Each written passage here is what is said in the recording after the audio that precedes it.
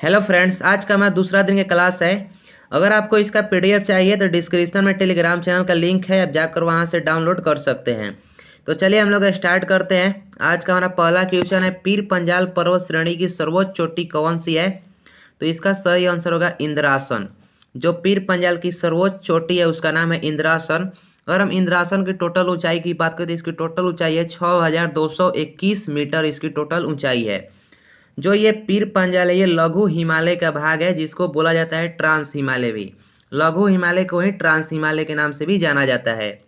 अगर हम लघु हिमालय के एक और महत्वपूर्ण भाग की बात करें तो याद रखिएगा, जो बनिहाल दर्रा है जम्मू कश्मीर का, वो भी कहाँ है? लघु हिमालय में ही पड़ता है। जो ये कामेट पर्वत है उत्तराखंड में पड़ता है, और नंदा देवी भी उत्तराखंड में ही पड़ता है। चलिए अगला देखते हैं। अगला है, विटामिन ए की कमी से कौन सी रोग होती है? तो याद रखिएगा, रोतंधी। जो रोतंधी होती है वो विटामिन ए की कमी के कारण होती है। विटामिन ए हमें सर्वाधिक मिलता है गाजर से। गाजर में सबसे अधिक विटामिन ए पाया जाता है। अगर आप लोग एक और चीज याद रखिएगा, नहीं जानते हैं तो, जीरोपैथेलीमिया बीमारी भी किसकी कमी के कारण होती है? याद रखिएगा, विटामिन ए से। एक बार आप लोग नाम फिर से सुन लीजिए, जीरो पैथेलीमिया बीमारी जो होती है वो विटामिन ए की कमी के कारण ही होती है। कुछ इसमें और डिस्कस करते हैं। जो ये मलेरिया है, मलेरिया मच्छर के कारण फैलता है। और सुखंडी यानी कि आदमी इसमें सूख जाता है, पतला हो जाता है, कैल्शियम की कमी हो जाती है, विटामिन डी की कमी के कारण होता है। और खून की कमी, जब खून की कमी होती है तो इसको इनीमिया कहा जाता है। इनीमिया के नाम से जाना जाता है। अगला देखते हैं। अगला है, अफ्रीका कलिमंजारो का सर्वोच्च पर्वत शिखर किस देश में है? जैसे आप लोग जानते हो कि अफ्रीका में एक पर्वत है जिसका नाम है किलिमंजारो। तो वहीं पूछ रहा है, किलिमंजारो का सर्वोच्च पर्वत शिखर किस देश में है? तो याद रखिएगा, तंजानिया में। अगर हम बात करें इसकी सर्वोच्च चोटी की ऊंचाई की, तो जो इसकी ऊंचाई है 5,855 मीटर, इसकी टोटल ऊंचाई है इसकी चोटी की, कलिमंजारो की। अगला देखते हैं। यहाँ पर कुछ और डिस्कस कर लेते हैं। जैसे एशिया, अगर हम बात करें एशिया की सर्वोच्च चोटी की, तो एशिया की सर्वोच्च चोटी माउंट एवरेस्ट है, जो कि पूरे विश्व को भी सर्वोच्च चोटी हो जाती है। ऑस्ट्रेलिया की सर्वोच्च चोटी का नाम है क्विस्को। याद रखिएगा, क्विस्को ऐसे लिखाता है, क्विस्को। वहीं यूरोप की सर्वोच्च चोटी का नाम है एल्ब्रूस। और जो दक्षिण अमेरिका है वहां की सर्वोच्च चोटी का नाम है एकांकागुआ। और उत्तरी अमेरिका की सर्वोच्च चोटी का नाम है माउंट मैकिनले। तो यहाँ पर आपको सब महाद्वीप क्लियर हो गया। अगला देखते हैं। अगला है, निम्नलिखित में कौन सी बीमारी चमगादड़ के कारण फैलती है? तो याद रखिएगा, इबोला। जो ये इबोला बीमारी है वो चमगादड़ के कारण फैलती है। देखिए, सबसे पहले ये जो बीमारी है अफ्रीका में फैला था, और अफ्रीका में एक नदी का नाम है इबोला नदी। उसी के नाम पर इस वायरस का नाम भी रखा गया है। जो ये जिक्का है, ये जिक्का मच्छर के कारण फैलता है। और डेंगू भी आप लोग जानते हैं मच्छर के कारण फैलता है। और ये जिस वायरस के कारण फैलता है उसका नाम होता है ओरबी वायरस। क्या? ओरबी वायरस, याद रखिएगा, डेंगू का फैलने के कारण होता है। अगला देखते हैं। अगला है, तीजन भारत के किस राज्य में मनाया जाने वाला त्योहार है? तो याद रखिएगा, पंजाब में। पंजाब में तीजन त्योहार को मनाया जाता है। अगर हम बात करें क्यों मनाया जाता है, तो जब मानसून आता है पंजाब में तो उधर हरियाली बढ़ जाती है। तो इसी के देखते हुए ये त्योहार को मनाया जाता है, तीजन त्योहार को। पंजाब में एक और त्योहार मनाया जाता है जिसका नाम है लोहड़ी। लोहड़ी त्योहार भी कहाँ मनाया जाता है? पंजाब में ही मनाया जाता है। अगला देखते हैं। थोड़ा इसको छोटा कर लेता हूं। हाँ, अब देखिए दिखाई दे रहा है। अगला है, दुनिया का सबसे बड़ा फुटबॉल स्टेडियम जिसका नाम है रुग्रांडो स्टेडियम किस देश में है? यहाँ पर इस नहीं किस होगा, कि रुग्रांडो स्टेडियम किस देश में है जो दुनिया का सबसे बड़ा है? तो याद रखिएगा, उत्तर कोरिया। जो उत्तर कोरिया है वहां पर ही सबसे बड़ा रुग्रांडो स्टेडियम, मगर यहाँ पर कोई खेलने नहीं जाता है क्योंकि उत्तर कोरिया में तानाशाह बैठा है, किम जोंग। अगर हम बात करें फुटबॉल की, तो देखिए, ब्राजील और फ्रांस की राष्ट्रीय खेल फुटबॉल ही है। फुटबॉल को कंट्रोल करने वाली विश्व की सबसे बड़ी संस्था का नाम है फीफा। फीफा की स्थापना हुआ था 1930 ईस्वी में। अगला देखते हैं। अगला है, थोड़ा इसको छोटा ही कर लेता हूँ, 1 मिनट रुक जाइए, 2 सेकंड लगेगा। चलिए, अब दिखाई दे रहा होगा। हाँ, अब दिखाई अच्छा से दे रहा होगा। चलिए एक बार क्वेश्चन पढ़ते हैं। विश्व व्यापार संगठन कृषि संबंधी करार AOA, जैसे ये है AO, जैसे कि विश्व का संगठन है, व्यापार संगठन जिसको बोला जाता है WTO, वो जब भी कोई कृषि संबंधी करार करता है तो वो कुछ शब्दों का प्रयोग करता है, जैसे ग्रीन बॉक्स शब्द होता है, ब्लू बॉक्स शब्द होता है, या फिर एम्बर बॉक्स शब्द होता है जिसको बोला जाता है AMS। शब्दों का अर्थ क्या होता है? तो याद रखिएगा, सब्सिडी इसका अर्थ होता है। जब विश्व व्यापार संगठन के द्वारा यानी कि WTO के द्वारा कृषि संबंधी करार किए जाएंगे और उस करार में green box, blue box, amber box जैसे शब्दों का प्रयोग किया जाता है तो उसका अर्थ होता है सब्सिडी। अगला देखते हैं, याद रखिएगा WTO की अगर हम बात करें तो WTO में अभी टोटल 165 देश हैं और 65वां देश जो यानी सबसे अंतिम में जोड़ने वाला देश है इसमें अफगानिस्तान। WTO की जो स्थापना हुआ था 1994 में इसका स्थापना हुआ था और 2001 में इससे चीन जुड़ा था WTO में। अगला देखते हैं, अगला है तक्षशिला की ओर बढ़ते हुए सिंधु नदी को पार करने के बाद 326 ईसा पूर्व में भारत पर किसने आक्रमण किया था? तो याद रखिएगा सिकंदर। सिकंदर जो आया था मैसेडोनिया से, यानी कि मैसेडोनिया वर्तमान में कहाँ पड़ता है? ग्रीस में पड़ता है।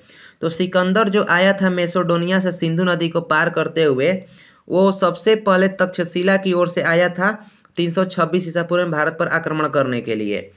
अगर हम बात करें सिकंदर की तो देखिए सिकंदर और पोरस के बीच में लड़ाई हुआ था 326 ईसा पूर्व में ही झेलम नदी के तट पर, और उस युद्ध में सिकंदर जो विजय हुआ था, लेकिन जैसे ही आगे बढ़ा ब्यास नदी के तट पर पहुंचा वहां पर इसकी सेना ने आगे बढ़ने से इनकार कर दिया।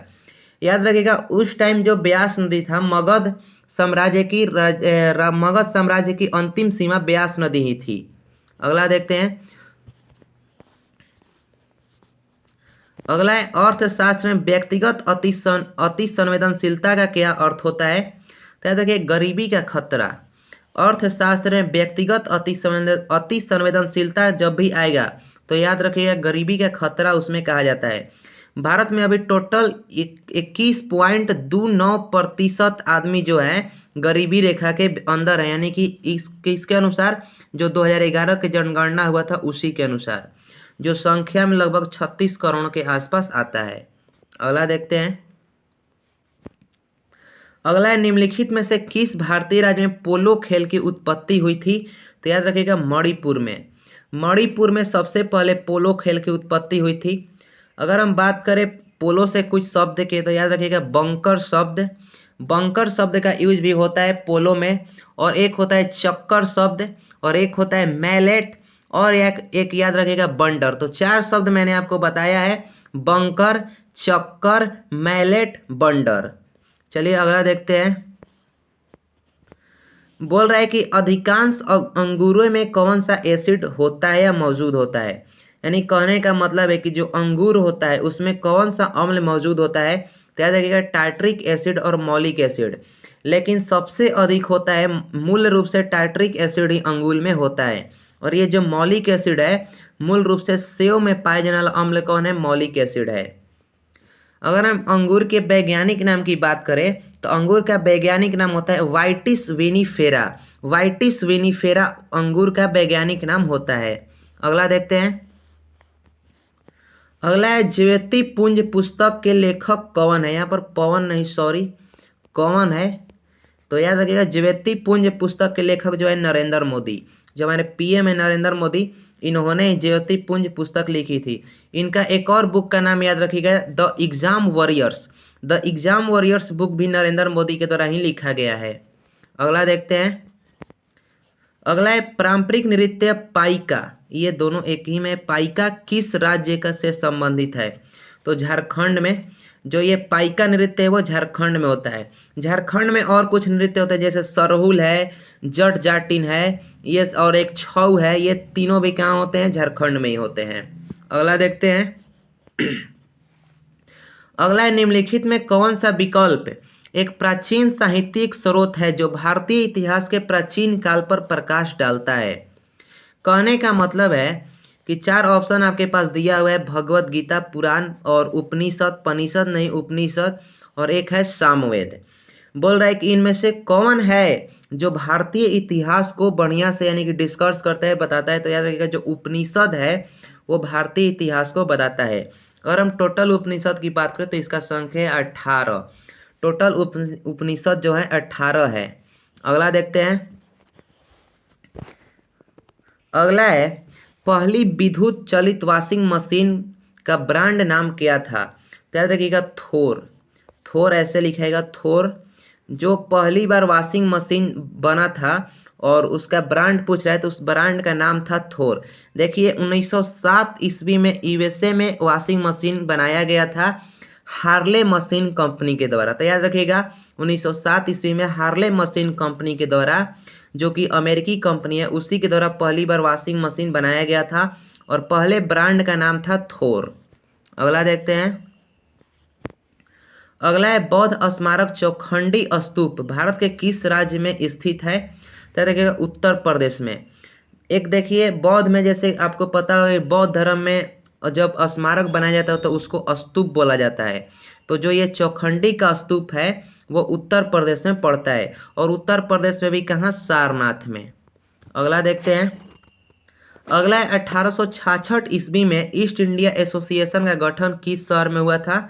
तो ये लंदन में हुआ था। दादा भाई नौरोजी के द्वारा इसका स्थापना किया गया था 1866 ईस्वी में लंदन में। और एक लंदन में इंडिया हाउस नामक सोसाइटी बनाया गया था, याद रखिएगा श्याम कृष्ण बर्मन के द्वारा। श्यामजी कृष्ण बर्मन के द्वारा लंदन में एक इंडियन हाउस नामक सोसाइटी बनाया गया था। अगला देखते हैं। अगला है, संविधान में किस संशोधन में मतदान की आयु 21 से घटाकर 18 वर्ष की गई? तो याद रखिएगा 61वें संशोधन। जब संविधान में 61वां संशोधन हुआ तब वहां पर वोटर की जो आयु थी 21 से घटाकर 18 वर्ष की गई थी, और यह संशोधन जो हुआ था 1989 ईस्वी में हुआ था। अगर हम बात करें संविधान में मतदान की, तो देखिए जो निर्वाचन है संविधान के भाग 18 है, नहीं भाग 18 नहीं, 324 से 329 के बीच में आता है। देखिए मुझे भाग नहीं याद पड़ रहा है, आप लोग बताइएगा किस भाग में आता है कमेंट्स बॉक्स में। अगला क्वेश्चन देखते हैं। अगला है, बफर स्टॉक का क्या अर्थ है? तो देखिए जब भी खाने की वस्तुओं की कमी पड़ जाती है तो उस स्थिति में बफर स्टॉक से ही वस्तुओं को निकाल कर उपयोग किया जाता है। तो देखिए कमी को पूरा करने के लिए इस्तेमाल किए जाने वाली वस्तुओं का भंडारण। बफर स्टॉक का मतलब होता है कि कमी जब हो जाता है देश में खाने वाली वस्तुओं का, और जब उसका पूर्ति कहीं से किया जाता है तो उसे बफर स्टॉक के नाम से जाना जाता है। एक और शब्द आता है बफर देश। बफर देश किसको बोला जाता है? तो जब दो बड़े देशों के बीच में एक छोटा देश आ जाता है तो उसको बफर देश के नाम से जाना जाता है। जैसे इंडिया और चाइना के बीच में नेपाल क्या है? एक बफर देश ही है। अगला देखते हैं। अगला है, भारत में शांति स्वरूप भटनागर अवार्ड किस क्षेत्र में योगदान के लिए दिया जाता है? तो याद रखिएगा विज्ञान और तकनीक के क्षेत्र में इसको दिया जाता है भटनागर पुरस्कार को। अगर हम बात करें इसकी शुरुआत की, तो इसका शुरुआत हुआ था 1958 ईस्वी में। 1958 में डीआरडीओ का भी स्थापना हुआ था। डीआरडीओ का स्थापना होने के साथ ही इसका भी शुरुआत किया गया था विज्ञान एवं तकनीक के क्षेत्र में देने के लिए। तो उम्मीद करता हूँ आज के सेशन से आपको बहुत ही कुछ सीखने को मिला होगा। अगर आपको प्रॉफिट हुआ है तो सब्सक्राइब करेंगे। मिलेंगे नेक्स्ट वीडियो में।